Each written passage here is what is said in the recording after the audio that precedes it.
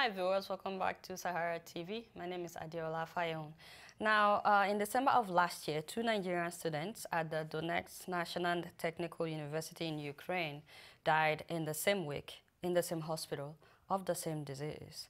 Now, we are talking about Teresa Olaoluwa Oresanya, and I'm sure that we can put up her picture. She was a third-year electrical engineering student, as well as Bede Oluna Obu. He was a master's degree engineering student at the time, and it is believed that negligence on the part of the hospital authorities where they were admitted for treatment led to the death of these two students.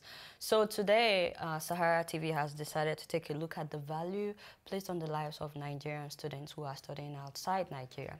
And to help us understand more of what is going on, this is not the only case. We will be getting to more later on in the interview, but to help us to understand, we decided to speak with some Nigerian students and former students in Eastern Europe as well as Asia.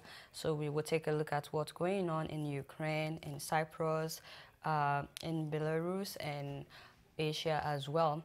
And so to start, I would like to talk about the case of these 2 Nigerian students who died in December. And to help me with that would be Ahmed Lukman. Ahmed Lukman, hi, welcome to SaharaTV. Thanks so much. It's my pleasure. So do you mind telling us exactly what happened and where the case stands right now? Yeah, actually, before I will get to that, I would like to point out something straight here.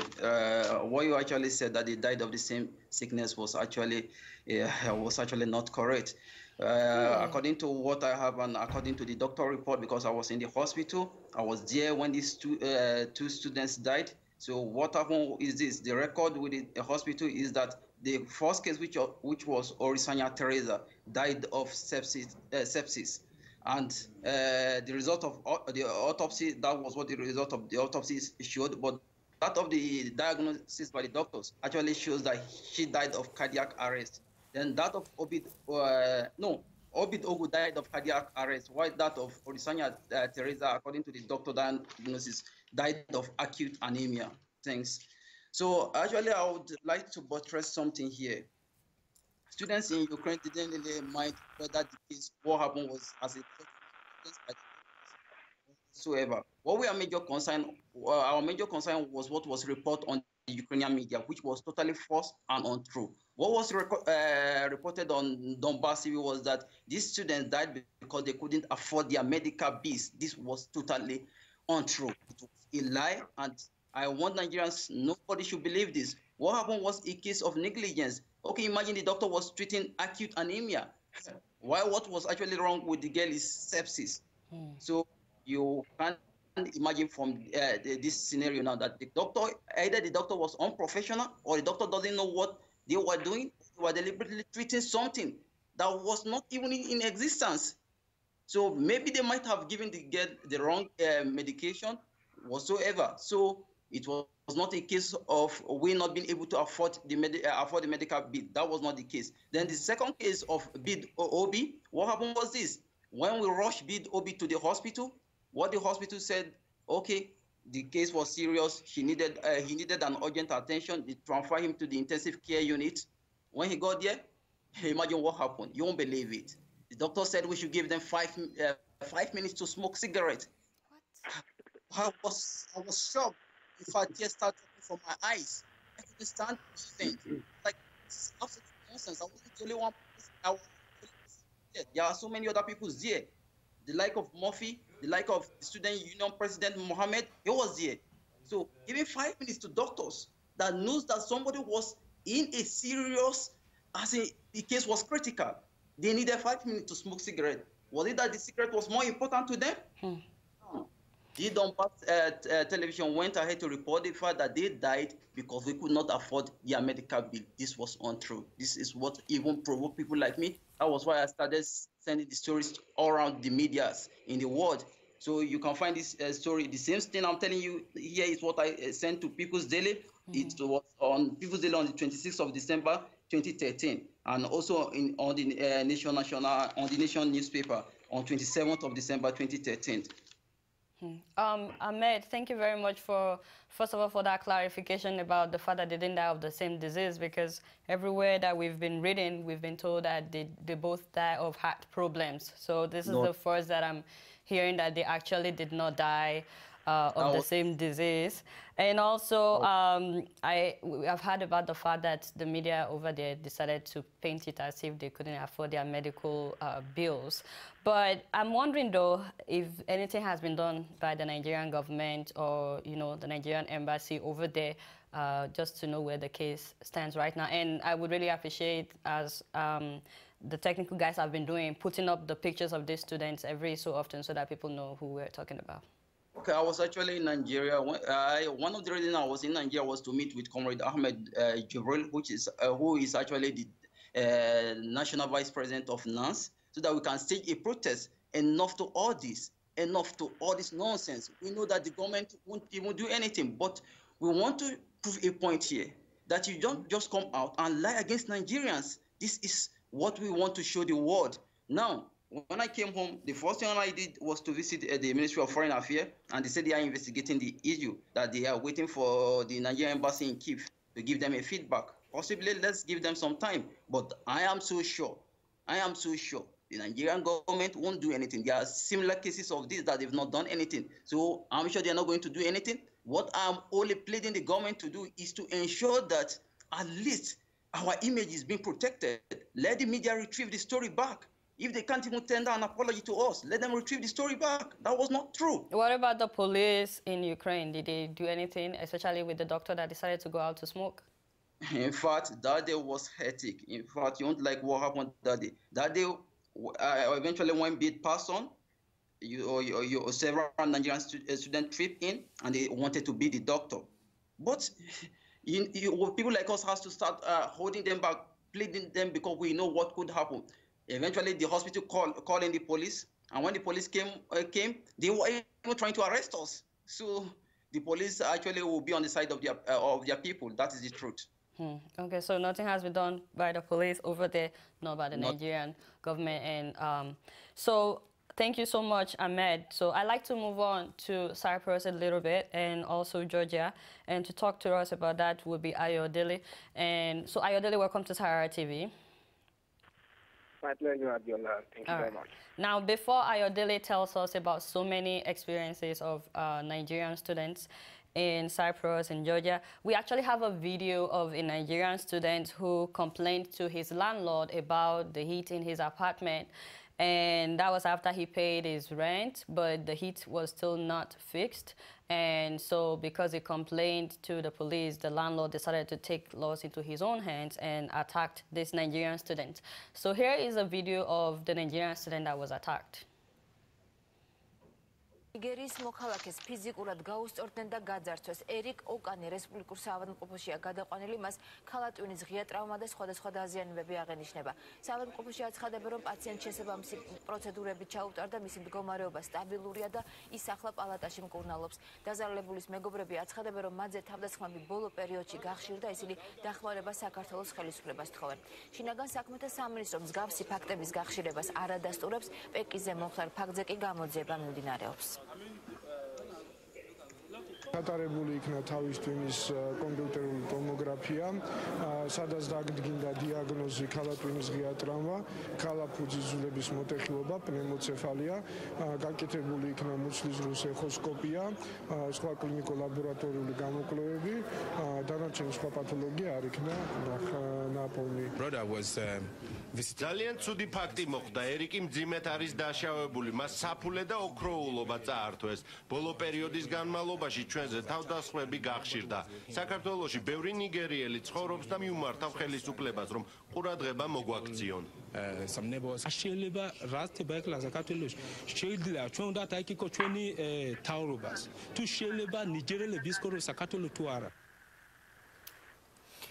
All right, so that was a video of a Nigerian student who was attacked in Cyprus. Adeola, first of all, you made mention, because you sent us that video, and you actually said that the video, the media over there decided to say that it took place in Beijing. Can you make that clarification? Yes, you are right, Adeola. On the video, there is this, the link I sent to you. there is this translation there says it was translated from Georgian language. So the incident took place in Beijing. A Nigerian man was attacked. That was Eric. Eric was attacked here in Georgia, and because of they have this issue of with their landlord, and the landlord refused to fix the heating system. So after some time, the police intervened, and the landlord later laid siege for them at night, and that was the result there. I see. That you showed on the video now. All right. So do you mind just telling us, just share some of what you've experienced or what some people have experienced that you know, Nigerians that are studying over there? Yeah. Adeola, there are a lot of incidences that have happened here in Georgia, ranging from the death of two ladies recently, Esther Shifeolua, Shifeolua and Esther. The two of them are students of medical, Akaki Sarateli Medical University in Kutaisi. Both of them were, we were told that they rented an apartment, and the same day they rented their apartment, the landlord came. She wanted to give them washing machine. She said she called them, but there was no response. So the following day, she went there just to discover that one is unconscious and the other lady is dead. Yeah. So the lady was rushed to the hospital. The one that was unconscious was rushed to the hospital, and right now she's in a very critical condition, a very critical health condition. We were told that the incidents have really affected her brain. So she... Do you know what happened even now? Does anyone know exactly what happened to them? Now we don't know specifically.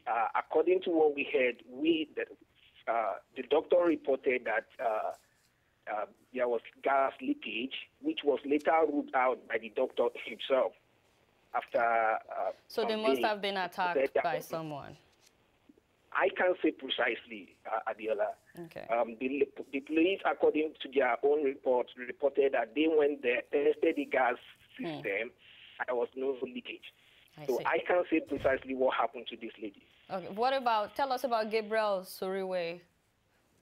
Yeah, Gabriel Suriwe. And we have a picture of Gabriel while you're telling us about that. Go ahead.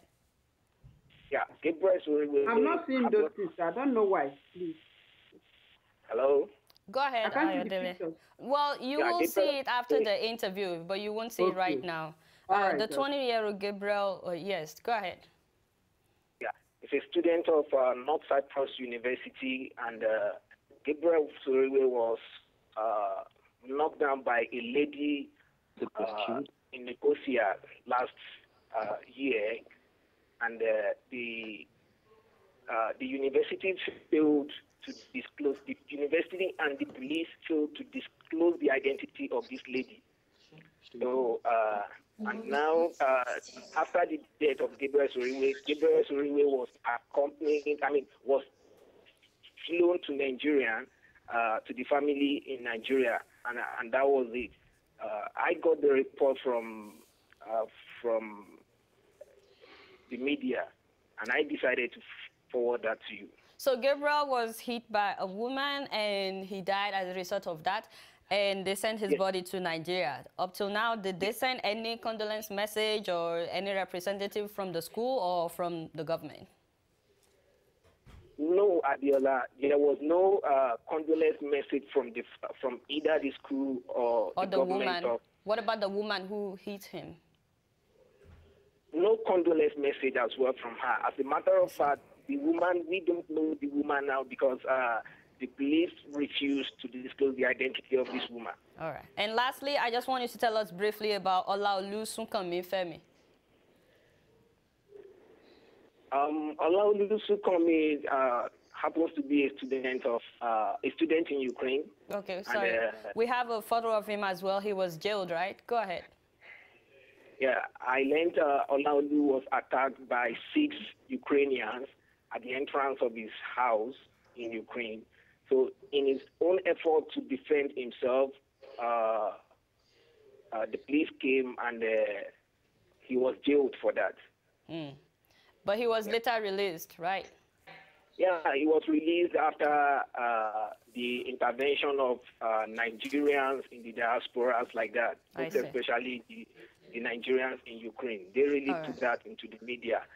What baffles me most is the effort of the nonchalant attitude of the Nigerian embassies in the diaspora. I'll still come back for us all to discuss the the parts of the Nigerian embassy. So I'll still come back to everybody. I just want to go through first round first. And I understand that. So thank you so much, Ayodele, for your contributions. So BRAITHWAITE or UMENTA, are you here from Belarus? Yes, I'm with you. Keep penetrating. All right. Do you mind sharing your experience with us briefly, please? No, I don't mind, but just spare me a minute. I just have one question for Ahmed Lukman, please. From what I listened to him, it wasn't clear for me because we had what we call scorer per much, medical emergency. Like when he said these students were carried to the hospital immediately, before you are given visa, you pay for medical insurance so that in all emergency cases, you are protected, you are treated before. So far it's emergency, so far you're about dying, you'll be treated before payment. So I didn't really get it clear when you said that students were carried to. Is it that they didn't pay the medical insurance or what? I didn't really get that one. Lukman, can you answer that in one sentence, please? Yeah.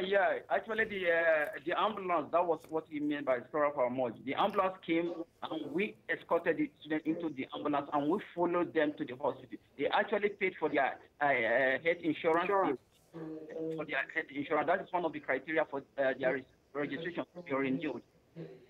I see. All right. So, BRAITHWAITE, if you can share your experience with us briefly, please. Okay. Yes. Our major experience here is about our own Nigerian government. Okay. Because we don't have embassy here. If my passport gets expired now, I either need to go to Russia or go to Ukraine or go to Poland. And you're in Belarus, right? Yes, I'm in Belarus. I need to first of all either go to Belarusian either Polish embassy here or Ukrainian embassy or Russian or just any embassy, then I go there. And now when I get their visa and I travel to their country to get to renew my international passport, or I travel to Nigeria. There was a case of a girl here. She lost her passport here. She now had to travel to Nigeria. Now, when she now got her passport in Nigeria, she now had to reapply to the university here. Sorry, I'm hearing a lot of noise coming from someone. Please, we only have 4 of you online. If you guys can minimize the noise in your area, would be great. We're almost done with this interview, but please, we want to make sure we can understand what everybody is saying. Go ahead, BRAITHWAITE. So now the girl traveled to Nigeria. When she now got her international passport, she now reapplied for admission. It took time before the admission letter was sent. She now went to Belarusian embassy before they now stamped the visa on her passport again. So one of our major challenges here is about the issue of that passport. That is just the main issue here. Another thing is that students get into trouble here because the agencies in Nigeria deceive them that if you come to this place, that you are going to work and school. So most of them, when they come here, they get stuck. Of course, you know, we have the difference between Eastern Europe and Western Europe. Eastern Europe, there's no work like that. There may be work, but little work. So they deceive them. They come here. They think they'll be working and be going to school. They suffer a lot. So that's my own. All right. Thank you very much. So now we're going to talk about, the role of the Nigerian embassies in different countries. And to start out, I'm gonna turn over to AWOFAA ABITE, who is in Ukraine. And AWOFAA, welcome to SaharaTV. Hello, welcome. All right. So you recently made a statement that the problem with maltreatment of Nigerian students starts from Nigeria, and you made mention of the recruiting system as well as the role of the Nigerian embassy. Can you expatiate a little bit about what you mean by that? What I mean by that is that before we get to this place, it starts from Nigeria. And the whole system, the whole default in the system is like a chain reaction. For example, these agents in Nigeria, they are the first people in this chain reaction.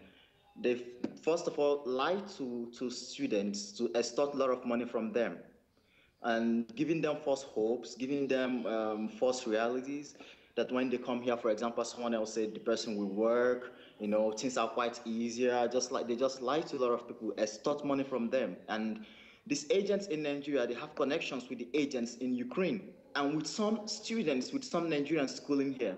Due to the fact there are no jobs here, these Nigerians get involved in lying. They facilitate lying to other Nigerians just to make something off them, just to rip off them.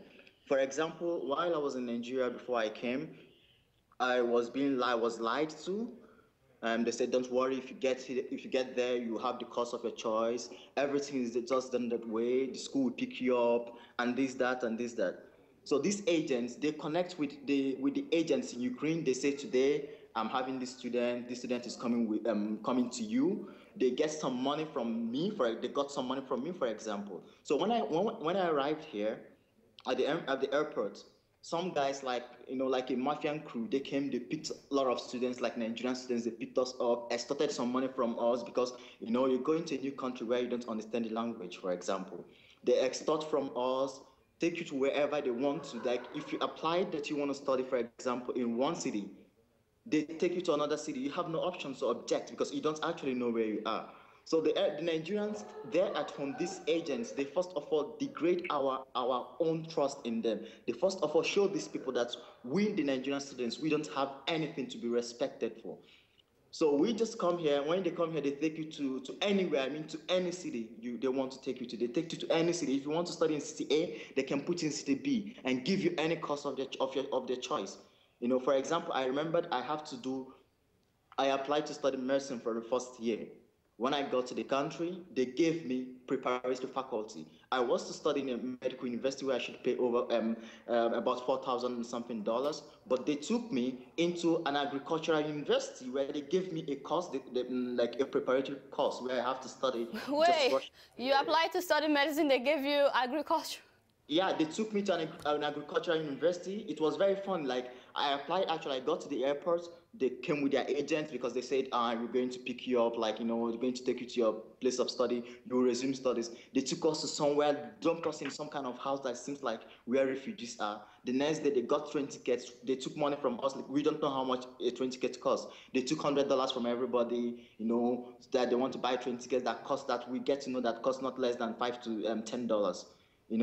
So in the medical university, we got to the medical university that same day. There's this Indian agent. The Indian agents gave us like sit down in this place, gave us food like animals to eat. Then after eating that, they transported us from the medical university where we paid fees for medical university. Like we paid the amount for medical university, and they took us to one careless university where they study agricultural university, and they said, guys, now you will stay here, you will study here, you will study in preparatory faculty, and you just have to study Russian language. You see this kind of, So we start studying Russian language for 1 year, and mind you that we paid to study for medicine. And once you live in this place, you get to understand that the amount you paid for medical studies is not the same you pay if you pay for example, $100 for medical studies. The amount you're going to pay for preparatory faculty should be like $10, but then they took $100 from you. It's just an illustration. And they kept us gave us a tattered place, just flipped a bed for you and just give you just make you to be like, they depress you, they sentence you to some kind of emotional trauma. This is in connection with the Nigerian agencies at home because they work together. And now you cannot call the agency and say to the agency, oh, look at what I see, because they don't care. They've gotten their money from you. All right. So Thank you.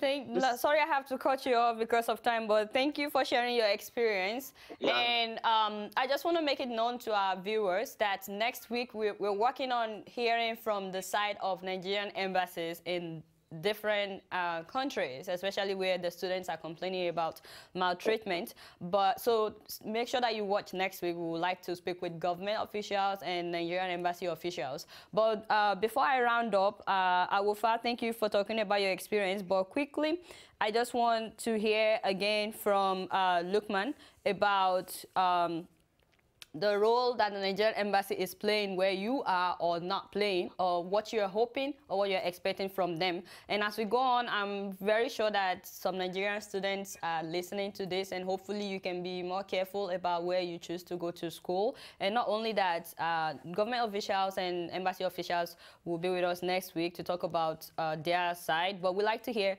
what you're hoping and what you're expecting from them. Lukman, you first. Yeah, practically, I'm not expecting anything from Nigerian embassy because it's nothing up to their side. They've not done anything tangible for the past years. They can't change. They can't even start today.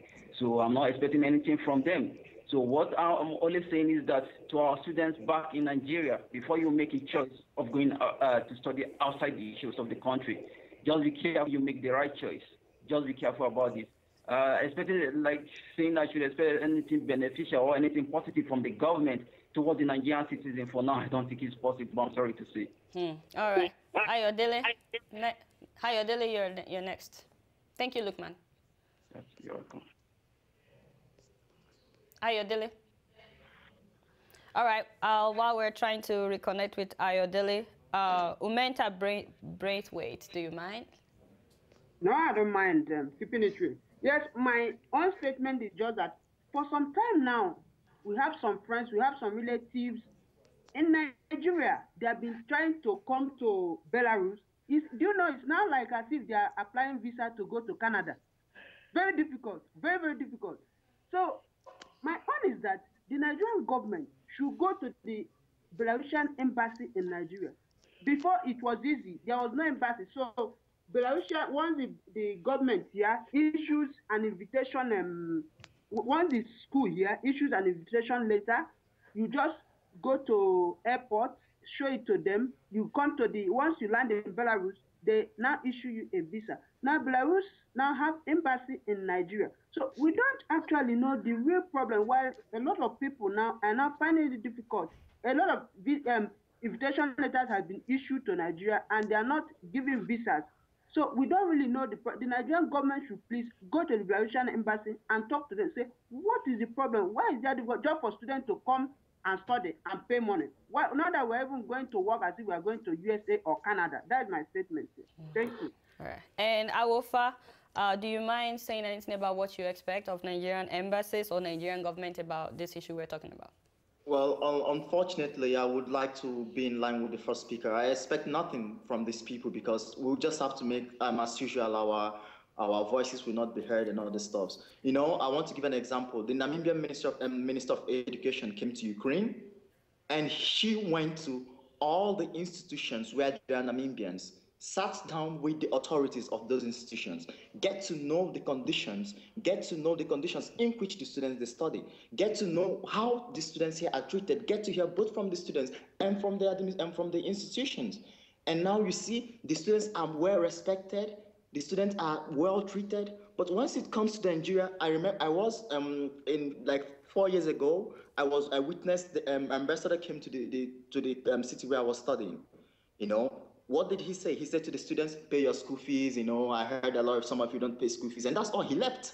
He didn't ask students, what are your problems? What are you facing? What are the challenges? So you wish they would be more engaging and actually care? I think they should be more engaging. I think they should have some level of, they should make to the citizens to feel that these people care about us. All right. You know, so I think they should step up to their responsibilities if they are interested in doing that, because I lost hope with them in a long time ago. All right, thank you. Thank you very much, everyone that joined in this first round of the conversation. Thank you, Ahmed. Thank you, Ayodele. Thank you, UMENTA. And thank you, AWOFAA, for coming on. Thank you so much. Have a nice day. All right. Thank you, so, Sure. So, viewers, we like to talk about what is going on among Nigerian students in Asia as well. Stay tuned. We'll be right back. And next week, like I said, we'd like to hear from the side of the Nigerian embassies as well as Nigerian government about whatever they're doing to stop all this maltreatment going on among Nigerians. Stay tuned. We'll be right back.